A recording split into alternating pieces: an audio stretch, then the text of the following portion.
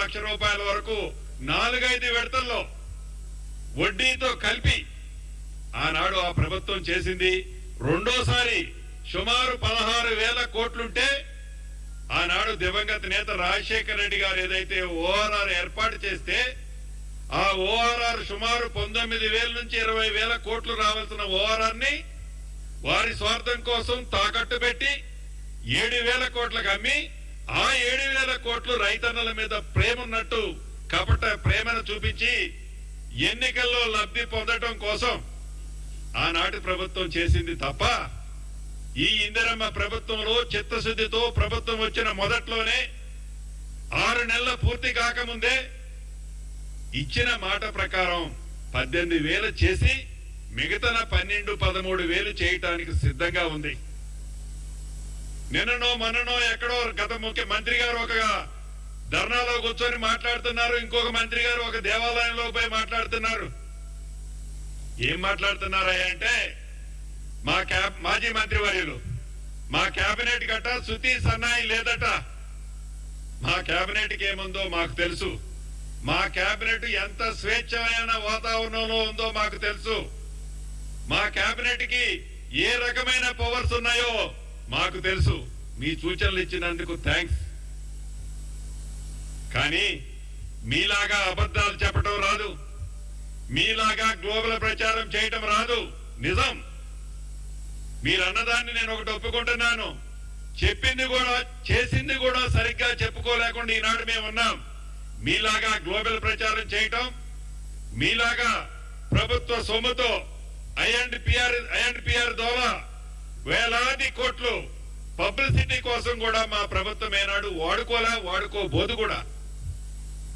మీలాగా మాటలు చెప్పాం, చేతనైతే పనులు చేస్తాం, చేతనైతే చెప్పింది ప్రతిదీ చేస్తాం, చెయ్యకపోతే ధైర్యంగా ఇది చెయ్యలేకపోయామని చెప్తాం. ఉదాహరణకి యావత్తు తెలంగాణ రాష్ట్రంలో ఉండే మా రైతన్నలు 4 కోట్ల ప్రజలు ఒక్కసారి 1-2 విషయాలు మీరు గమనించాలి. మొదటిది, ఏదైతే అభయ హస్తం ద్వారా మీకు ఇచ్చిన హామీలలో మొదటి విడతగా 200 యూనిట్లు ఉచిత విద్యుత్ ఇచ్చాం.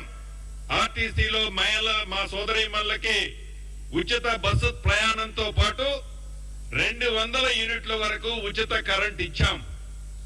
ఈ ఉచిత కరెంట్ ఇచ్చిన నాడు మొట్టమొదటిసారిగా ఈ రాష్ట్రంలో అర్హులైన వాళ్ళందరికీ ఇస్తామని చెప్పాం.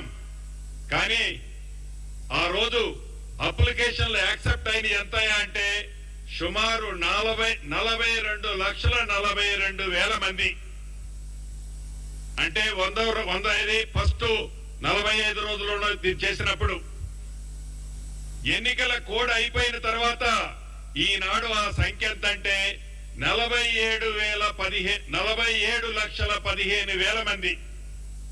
సుమారు 5 లక్షల పైచిలకు పార్లమెంట్ ఎన్నికల కోడ్ అయిపోయిన తర్వాత ఎవరైతే లబ్ధిదారులు మిస్ అయ్యారో వారిని కూడా యాడ్ చేశాం. ఆ ప్రక్రియ అంతటితో ఆగిపోలే, అది నిరంతరము జరిగే ప్రక్రియ. అదే రకంగా